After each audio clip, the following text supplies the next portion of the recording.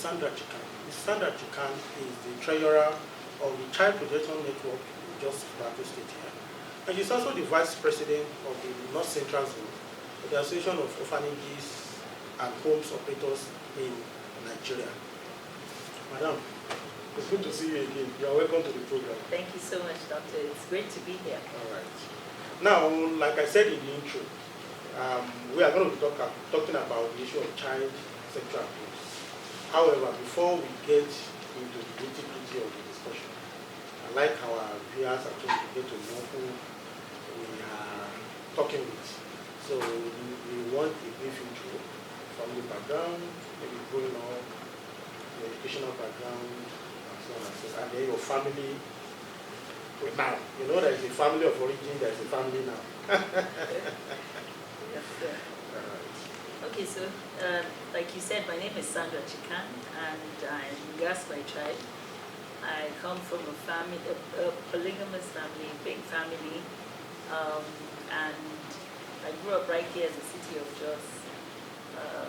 Somewhere along the line, I lost my dad and I lost my mom. So I grew up as an orphan at a tender age. That propelled and moved me to do what I'm doing. And I'm sure as we go along, we'll hear a bit of how that has impacted the work that I do. I also have a degree in international relations, but I'm a para-social worker. So I'm an orphan care advocate. I'm also an entrepreneur. And at this moment, I'm supervising the northern region of Nigeria when it comes to monitoring and evaluating the work of orphanages and homes operators under the platform of Association of Orphanages and Homes Operators. All right, so it's the whole of the north, not just north. And the northern region. Okay. Yes, sir. That's awesome. Yes, sir. All right, so you have already answered the second part of it. How did you get into this area of human endeavor? Yes, okay, so because of my story, losing parents is a very difficult experience for children, and because we're wired differently, our responses and our reactions and actions based on what has happened can take us in a positive journey or in a negative trajectory. And so for me, growing up, after I experienced that loss and grief, and I had enough time to grieve and sorrow, I came to the realization that I didn't want others to go through what I was going through. And so that enabled me to focus on my life and focus on what I wanted to do, just for the sake of becoming something so that I would affect another life. And that's why I'm passionate about children, because it happened to me when I was a child. And growing up, I was more observant and more aware of children around me and the things that they were going through. And I just found that I had just some compassion towards children, and that's why I'm doing what I'm doing. All right, that's an awesome thing, because there are people. Okay, there's the story of a set of brothers. One of them became a drug user, went to jail, and all that. Another one became a successful entrepreneur and business owner. And when they were asked, the one that became a drug pusher and all that said, I have no other experience or whatever than this, because the father was a drug dealer, going in out of jail, and the mother deceived. But the second one that is successful said, that experience pushed me to become somebody. So the same thing but different paths. So we are happy that you chose the positive path out of what seems to be an unpalatable experience. That's an awesome story. All right, but then one will still ask, you study international relations. You say you're a parasocial worker. I'm not sure you will need anything social work in the zone, maybe short courses and all that. Yes. So how did you transit from international? Because I'm not sure you are doing anything. Well, you travel internationally, but Okay, so like you said, I travel internationally.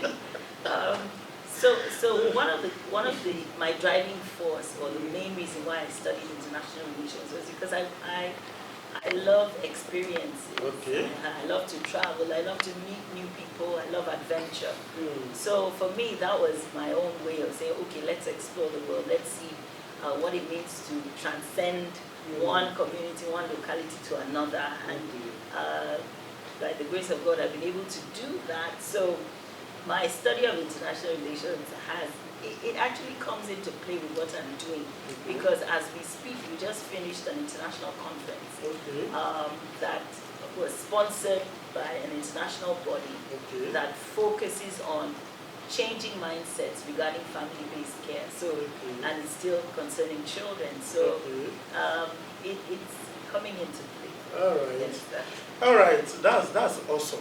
Now, let's talk about child sexual abuse. What really is child sexual abuse?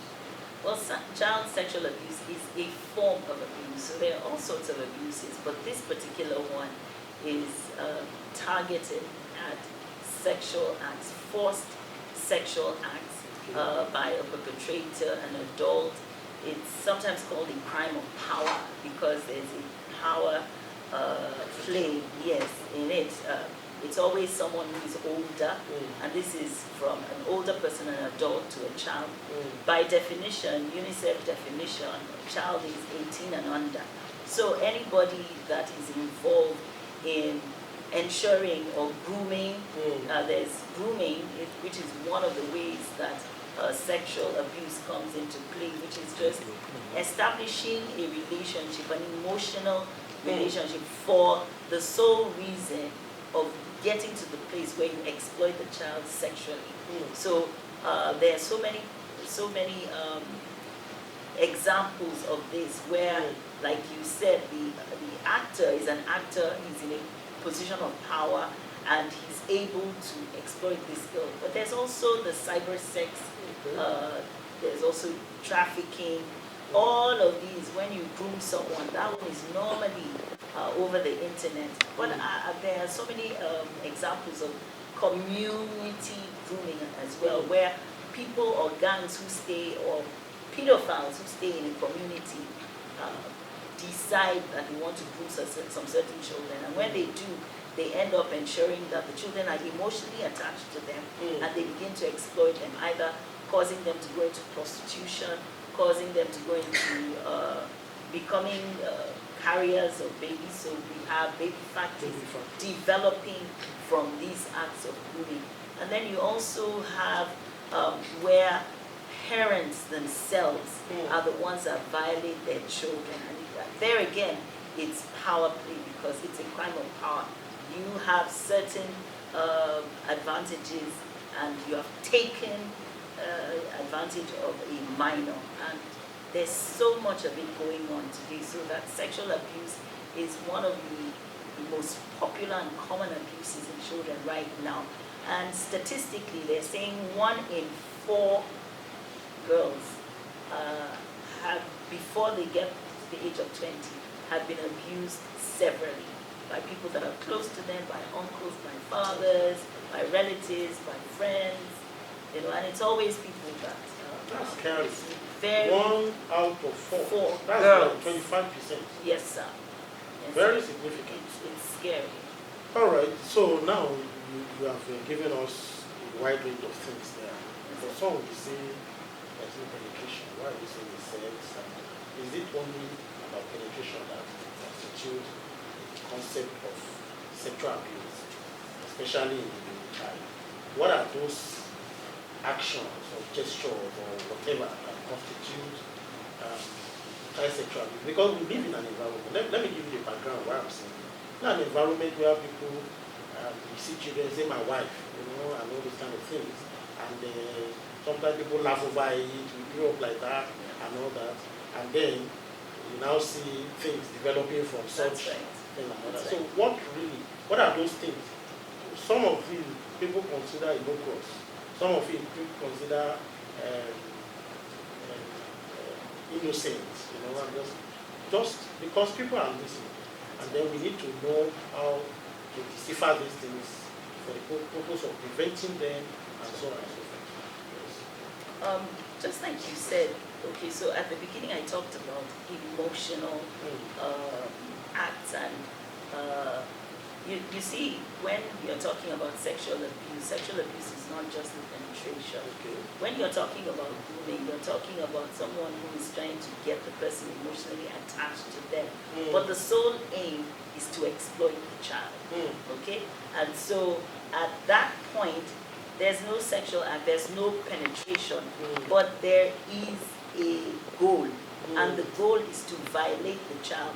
Child abuse, there's also psychological abuse. So any act that causes a psychological abuse and psychological disability in the child is violation. So you don't have to penetrate, but by the time you start talking to the girl, you're calling her my wife, and then you say, okay, can you come and start playing? Sometimes you say, play with my private part. Can I touch your nipples? Those are the characteristics of a sexual act. And that alone is a violation of the person, especially because it's a minor. The minor, it does something to the mind of the child. It begins to tell the child that sometimes, like, okay, what is wrong with me, first and foremost? That this man or this person is done, because it can also be a woman that is violating the child. It's not just the men that sexually abuse children, men and women. I mean, there are cases where women sexually abused boys, right here in Plateau and in other parts. The one that mother to son, mother to daughter, father to son, father to daughter. It's happening. So the touching of private parts, the constant words of that make the child feel that if you don't engage in this sexual act, there's something wrong with you. She said, what are you doing there? She didn't say what. She went to the door after she waited and she found out that they were there for a couple of minutes. Knocked on the door and she told me, I saw somebody in here. And he, because of his role as a security personnel, he said, if I open this door and this girl is not here, what will you do? What should I do to you? And she was afraid and she left. And to be a sad story, the girl ended up pregnant for that person. But you see, the community member actually went to intervene. The only thing is she should have raised an alarm. She should have followed up. She should have gone to Meangwa or somebody and called somebody and say, this girl is in there. So that's what we need to do as a community, to be our brother's keepers, to provide the safety net that our children need. All right. We have been talking with Sandra Chikan, who is the Treasurer, Child Protection Network in Plateau State, Vice President of the Northern Zone Region, Association of Orphanages and Homes Operators in Nigeria, and we have been talking on the issue of child sexual abuse. But we need to go on a short break now. When we come back, we'll open our phone lines so that you can call us, ask questions, have discussions with us, and so that we can have a robust and rich conversation. Make sure you stay to the